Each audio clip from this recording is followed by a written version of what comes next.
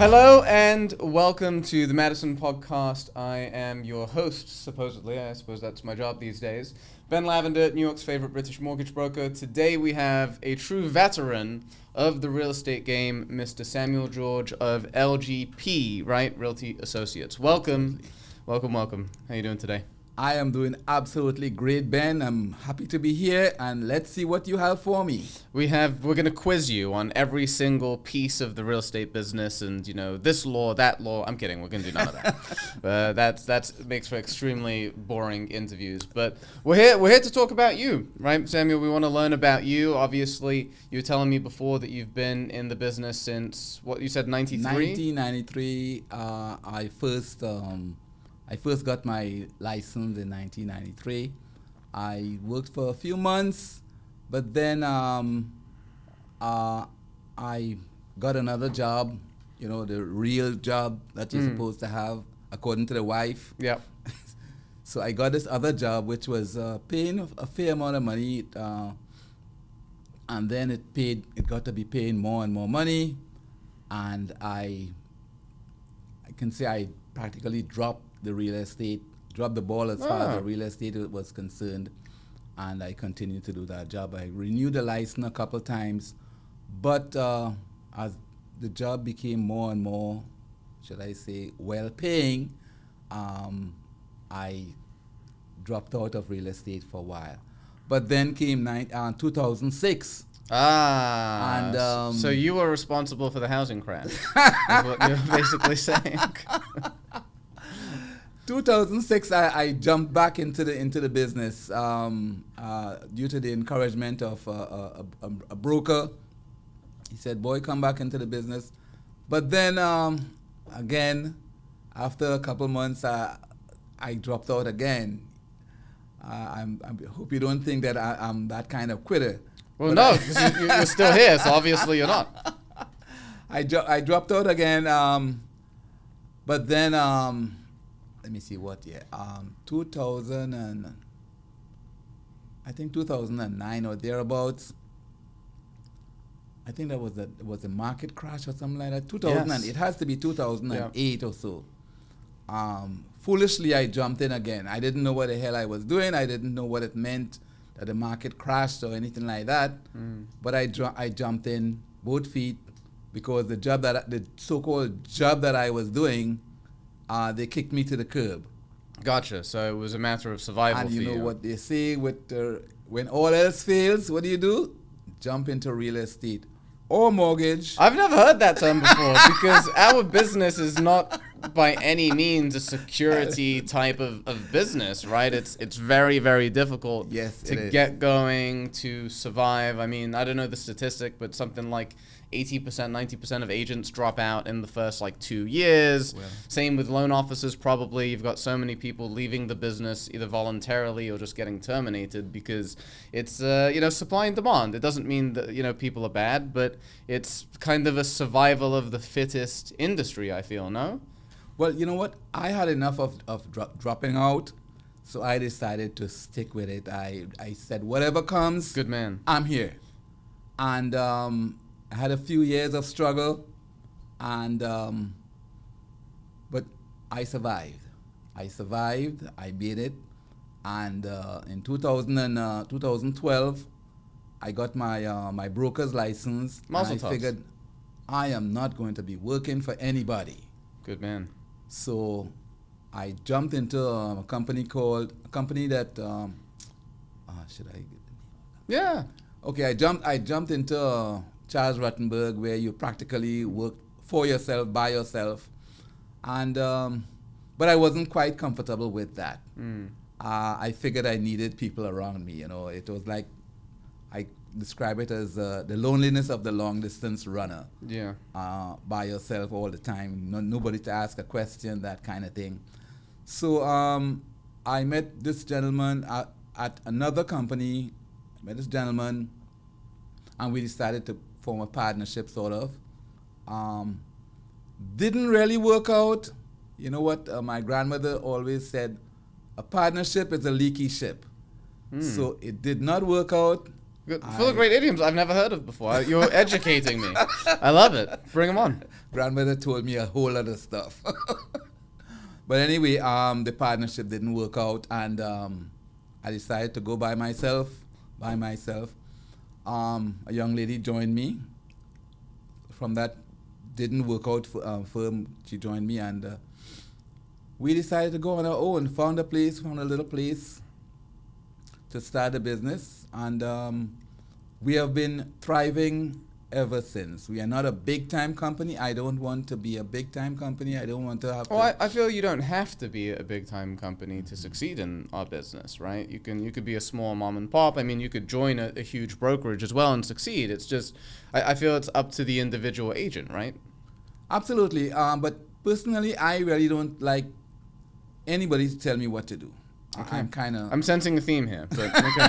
Yeah. Don't like anybody to tell me what to do. I like to do my own thing. So I prefer to be the boss. So I'm the little boss of my crew of about 5 or 6, and that's where we are. And you enjoy slapping them around, telling them what to do. I'm kidding. I enjoy working with these 5 veterans, I would say. Nice. So you take the leadership role, obviously. I do. Okay. So what do you feel that, like, how do they benefit from working with you specifically versus working, like the lone wolf scenario? Like, are you giving them any specific tools or tactics? You don't have to give away all your secrets, but I'm just curious. Well, we have over the few years we have been using things that I personally didn't even know about when I was with my first company. We use something called TLO XP, which can give you a whole lot of information on people whose houses may have expired, people who may have withdrawn their property, properties which are abandoned, etc. Really? You find the names, addresses, the forwarding addresses, the telephone numbers, the email address of all these people. You can make readily an easy contact. It may be very good for mortgages just as well. We use I have access to geodata.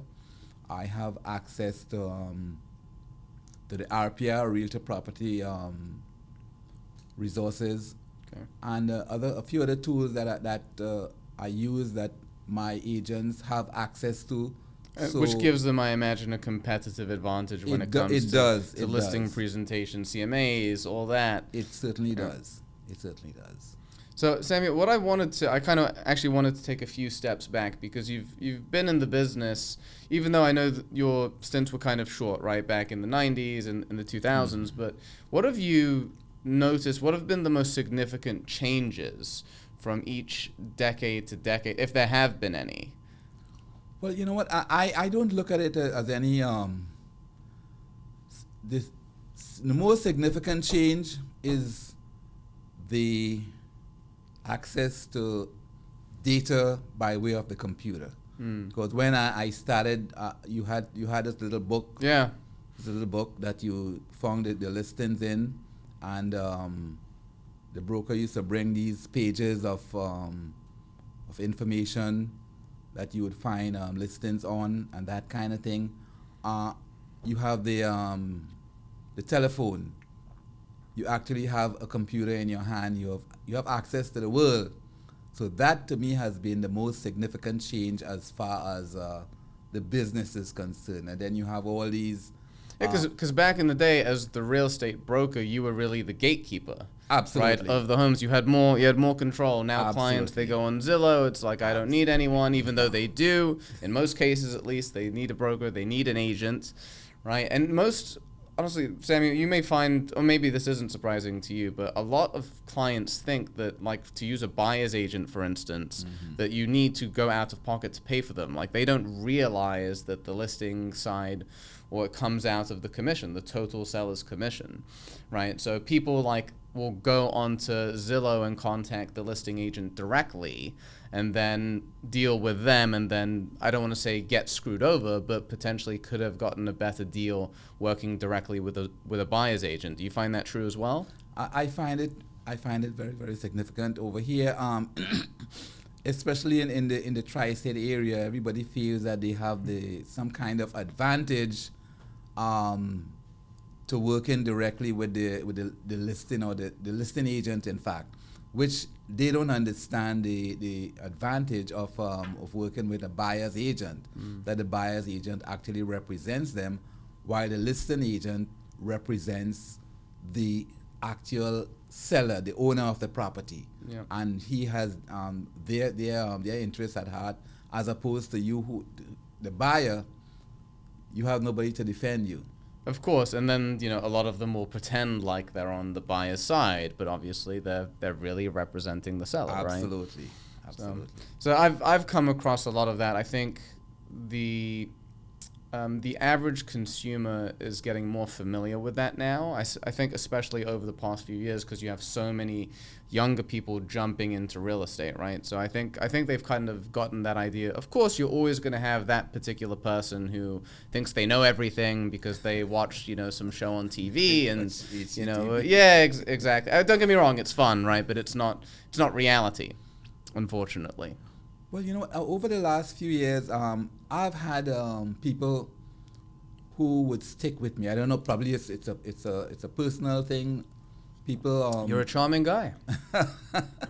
They stick with me, and we go through the end. If I find that you just see a couple of houses and you call in the listing agent, I'm done.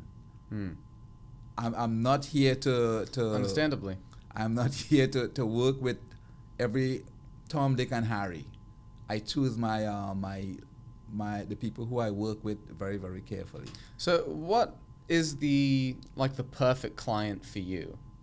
I'm curious, because I have a perfect client, but go ahead. Well, the perfect client is one who practically well qualified, may not have all the money in the world, but is a serious buyer who knows exactly what they want. And that to me is well, it sounds simple, but it's not always the case. Right. Like I spoke to this gentleman the other day who wants to potentially fix and flip a home, but he doesn't know what type of loan. Is it going to be an FHA 203K, which you're not actually allowed to use for a fix and flip? It has to be for a primary residence, or he might do hard money, or he might go and get cash from his brother-in-law, or he might just buy a rental. And it's like these, it's good to have options, obviously, but I find, Samuel, that the more options people have, especially when it comes to real estate, they end up just becoming paralyzed and not doing anything. Right. What Clive and I have started a drive to educate buyers. And what our theme is, let me see if I can get this right. The educated buyer is the best consumer, something to that effect. But the more educated you are, you know exactly about you don't know everything about the buying process. You don't know everything about the mortgage process. You don't know everything about the housing market in general. But we give you a certain amount of education. We give you certain facts that you can work with and develop a better idea of how to go about the buying process, from getting grants and or loans and saving money and what to look for as far as the houses are concerned. That's what we are attempting to do with these buyers. So it makes for a better buyer as far as I'm concerned. It's funny that you mentioned that, Samuel, because that's, in different words, that's kind of my motto, right? So the way that I say it is that we want to educate them, right, as much as possible, to the extent that it doesn't overwhelm them. Right. But at the same token, it gives them confidence going into the transaction. Because, even for me, I've been doing this almost 10 years, not as long as you, right? And I felt, honestly, that I didn't really master the mortgage business for maybe 3-4 years for me to really, really get it. So if I did, I don't know how many transactions I did by then, maybe close to 100, a little bit less. And even if I'm doing close to 100 and then I just mastered it, how is someone who's never done a real estate transaction going to know? That they're not going to know, right? It would be foolish of us to expect them to. So we have to basically go out of our way for their own sake. And to be candid, it makes our life easier as professionals for our consumers to be better informed. So kind of the motto that I wouldn't even call it a motto, but a saying that you kind of stick to is you want to educate them enough so they're comfortable. And I find that the most important issue, there was some crazy statistic I saw last year, by the way, something to like 85% of home buyers thought that or felt that the home buying process was like 50 times more stressful than they actually thought. And I do blame media, and we were talking about like HGTV for a lot of that, because they make it seem like it's so easy and this and that, and add to the fact that New York is an attorney state and it's more complicated and we have more complicated title issues here than other states. Transactions can take a little bit longer to close. So long story short is that the home buying process tends to be more stressful than people think that it is. Yes. And first thing like I do when I talk to a new buyer is I tell them that. Like I tell them literally like it's going to be slow, it's going to be relatively anxiety inducing.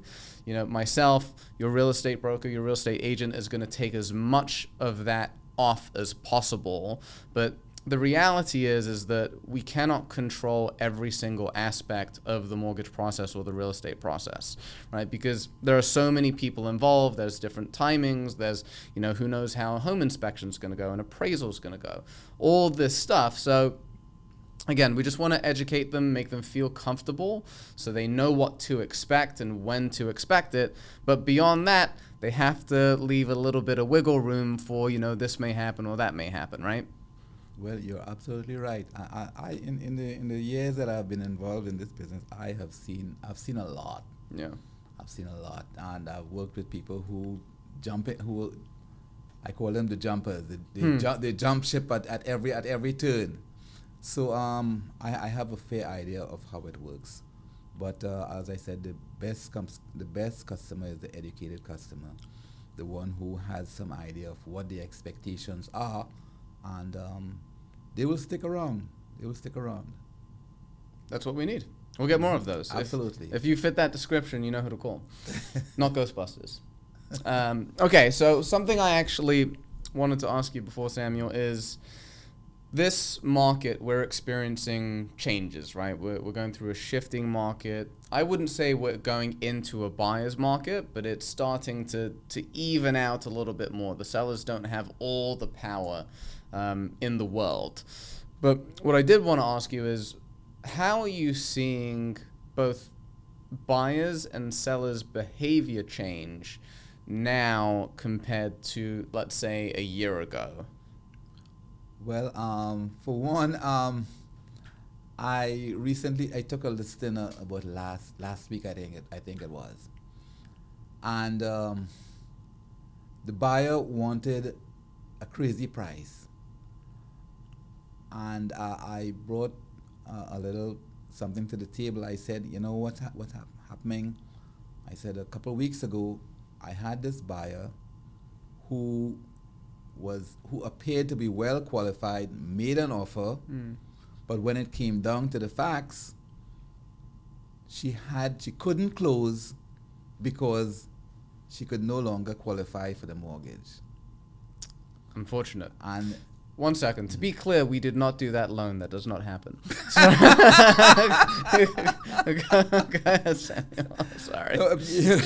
But I told the story to my last listing, my last seller, and I think I drove the point home that, hey, you cannot list the house too high, otherwise it will linger on the market, and that's the last thing that you want. So I have noticed that kind of, and from reading various periodicals and so on, I've noticed that there's that shift in the market. Although there are still the multiple offer situation, I think it is not as dramatic as it was a year ago, 2 years ago, where you had long lines of people at the open house and so on. I think things have are cooling off a bit. I don't know how long it will last, or if we will ever go back to the house on the market and you have to keep dropping the price until you get it right. But there seems to be some kind of shift. Yeah, I mean, the data says that home prices, or values, I should say, are going to continue to appreciate, not at 10% year over year, but it's probably going to be closer to like 3 to 5 depending on the market. But that's just a matter of supply and demand. And truth be told, the increasing interest rates lately, I think it's healthy. I think it's good, right? Because you have to slow it down because salaries are not keeping up with these insane prices. So I really think that it's a good thing, even though a lot of people in our business don't feel the same way because, you used to wake up and you've got, 10 deals just waiting for you. It was very, very easy. And now, we actually have to do some work. Well, you know what? It's like 2008 where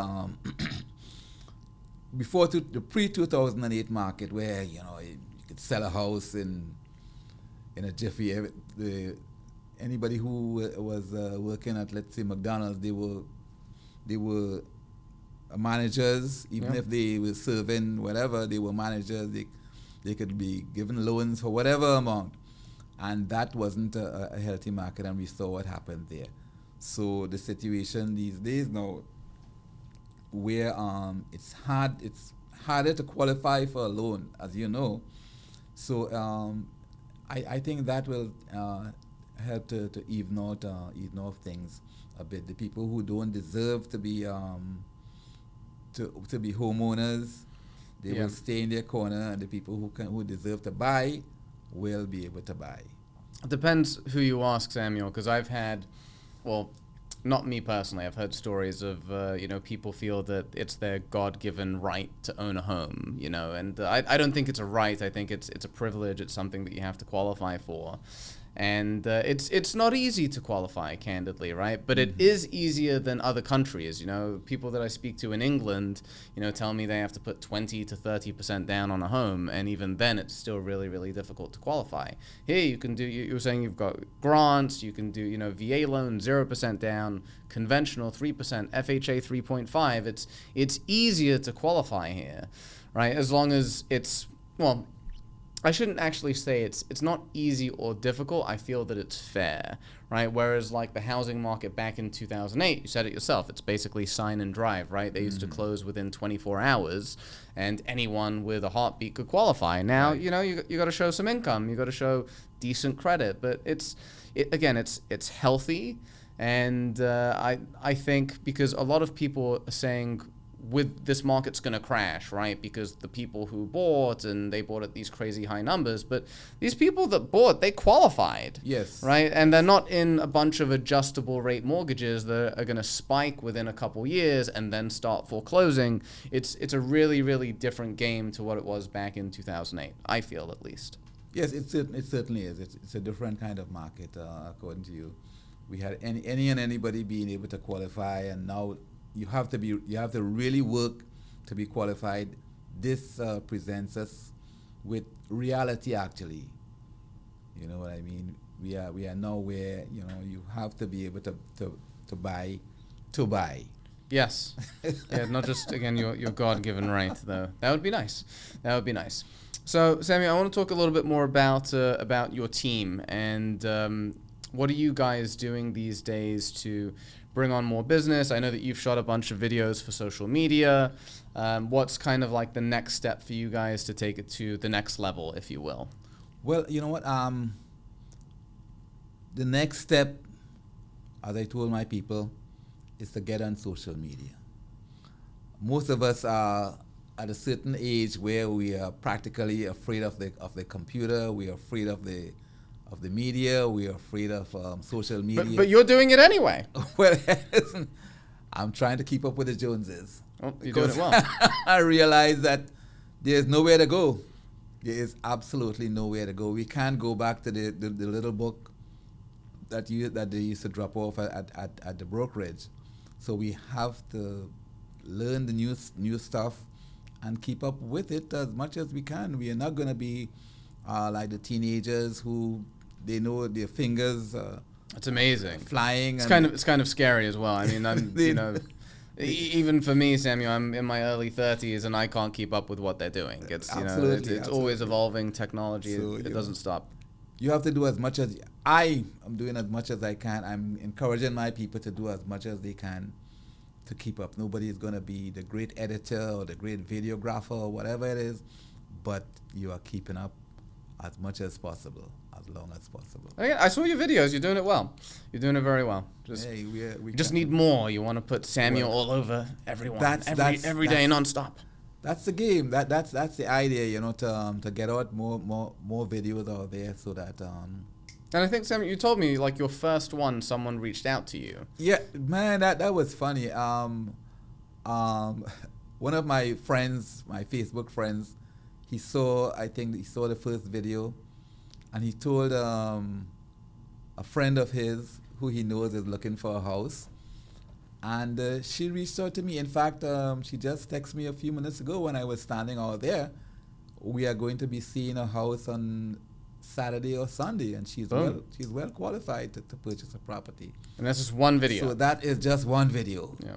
So can you imagine 2-3 years down the road, I will be inundated. Yes. Yes, you will. We look forward to it.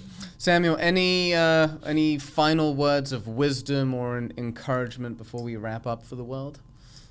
I don't know. I was looking at your success principles or there. I can't remember which one stood out at me, but it's just a matter of the harder you work, the luckier you get. That's just my mantra. That's a great mantra. Mm-hmm. Yeah, nothing to add. Samuel, George, thank you so much for joining us. Thank you so much for having me. We appreciate you, and we'll have to have you on again and check on your progress, especially your social media, your video stuff. Absolutely. Not that I need to keep you accountable, but I'm just curious myself, so I'm going to stay on you. I will be all over that, believe you me. Good man. As long as I'm getting the encouragement, I will be all over that. I'll be a cheerleader. I just won't wear the outfit. Samuel, thanks again, man. Signing off. Peace.